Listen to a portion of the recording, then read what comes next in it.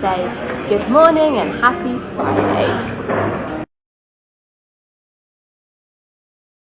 So we started off the morning by having the hotel's breakfast, which was actually pretty good. And then we decided to go to Bonnet Springs for the day, as it was like halfway between Tampa and home. And this playground or springs is amazing. There is so much to do, so many different playgrounds. And they also have like a free trolley service that takes you around the park, so you don't have to walk loads in Florida heat. My favorite bit was this like steamed splash pad type area. It was lovely to cool down.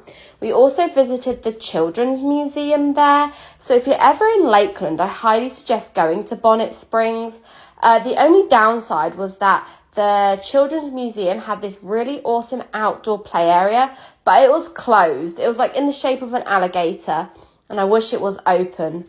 But it wasn't. But there was still plenty of different sections for Edward to play in. And my favourite was this like climbing frame they had in one of the rooms. It had a little slide and a bridge and like a little like crawly space that he could go through, which was great. And the best thing was that this was inside, away from the Florida heat. And look, Publix must have sponsored this section, because like all their foods was like public actual cartons and stuff. It was so sweet and I loved it. I think probably more than Edward.